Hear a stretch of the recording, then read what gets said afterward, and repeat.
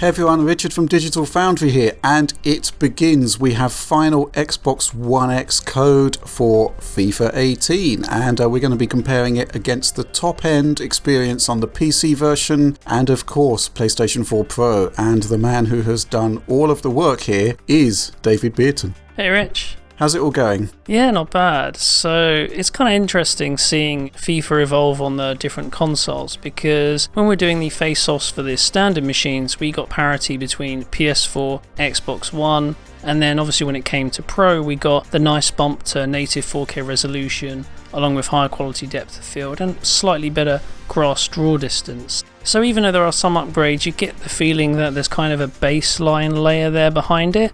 Yeah, I agree. I mean, the thing about FIFA is that it's pretty much, historically going all the way back to 2013 for the FIFA release there, we were looking at parity between Xbox One and PlayStation 4. And as we know, the PlayStation 4 has a much better GPU, but there was parity there. And I'm guessing that is also why we get native 4K on PS4 Pro, because there's so much overhead left over that they can do a 4x resolution boost. And, that's great. But obviously with Xbox One X, we have a huge amount more overhead, kind of like, we have got a situation here that's broadly equivalent to PS4 versus Xbox One base models. And once again, I'm looking at the footage here and I'm not seeing that much in the way of improvements on the X version. No, and you'd actually be right there. Essentially in terms of, the basics, we're looking at 4K resolution and the same anti-aliasing that's on PS4 Pro. So in terms of raw image quality, there aren't any differences between the two. It's a kind of a little bit of a step down from PC. So on the consoles they use post AA, whereas on the PC you've got 4 times multi-sampling, and it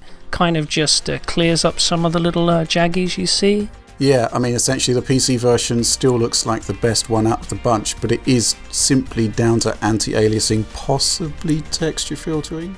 No, all 3 versions look like they're using quite a low level of anisotropic filtering, so none of them really benefit from having clean sort of textures at sort of oblique angles, that kind of thing. So all of the enhancements to the hardware spec that Xbox One has, so we've got more bandwidth, ton more compute, 4 gigs of GDDR5 extra that the Pro doesn't have, it all kind of counts for nothing here. Yeah, there's not really much that's been used. From what I can tell, the only sort of upgrade on Xbox One X, if you can call it that, is a slight increase in the grass draw distance. So that element is actually a little bit better than even on the PC. But on the other hand, image quality is not quite as good as PC, and there's a lot of GPU power left on the table that they could be implementing for things like better texture filtering, improved shadows, just a few tweaks that you could kind of expect from, you'd normally get that with the PC version, but you're not really getting the full extent of what, the engine can do. Yeah, I think, the bottom line is, from the consumer side and the console wars, we kind of expect the more powerful hardware to produce better results. We expect there to be scalability, but we've also got to factor in the developer's intent here. And I think what they're looking at is a set experience that's going to be universal across all platforms. And obviously on the PC, you get 1 or 2 little extras. You did have the arbitrary resolution and you have the MSAA, but otherwise it is still on par with what the baseline console, which in this case is the Xbox One, the old model. That's what it's delivering, and there's very little scalability in this engine, possibly by design. So yeah, when we were kind of coming in to look at this one on Xbox One X, I can't say that I was hugely optimistic about a massive upgrade, because fundamentally the Pro version is already at native 4K. Where do you go from there resolution wise? 8K? No point. But yeah, I do take your point that there could have been just some enhancements, like the multi-sampling, for example. I'm sure that the vast increase in GPU compute available would have made that possible. But in terms of the extra assets and whatnot, I'm guessing this is as good as it gets. Yep, there's no high quality sort of visuals available on like the PC, so it does look like they're literally just aiming for that base point and then ensuring that if there's a little bit more GPU power, some platforms get a little bit extra, but otherwise it's kind of the same experience across all these machines for like a 4K image, and it's the same for performance as well. So things like replays are still at 30 frames per second. That's kind of looks like a decision just to have them locked across all platforms for whatever reason. and 60 FPS gameplay. That is, it's rock solid. So the 30 FPS replays extends to both Xbox One X and PC in addition to Pro, right? Yes, that's right. It's on all platforms.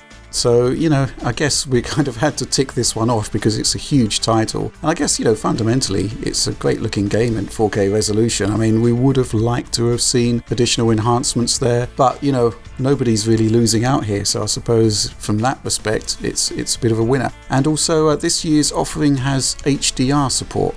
They've got HDR this year, which is something they're extending to a lot of the Frostbite titles, as I understand. And it's available not on just the premium consoles like PS4 Pro and the Xbox One X, but you can also use it on Xbox One S, I believe, and also base PS4 as well. Okay, so let's wrap this up then. The PC version has better anti-aliasing and it gives a smoother look at 4K resolution, and that's great. The PlayStation 4 Pro version is effectively on par with that otherwise, post-process anti-aliasing, and the Xbox One X, again the same, but it has slight refinements to grass draw distance.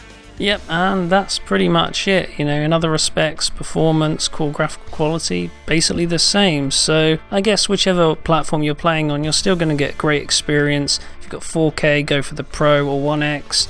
Or, if you've got 1080p screen, either the Xbox One and standard PS4 will do the job nicely. Yeah, I guess the other thing, of course, is that both Pro and Xbox One X will super sample down from 4K to 1080 in this case. Yes, they both do that, so...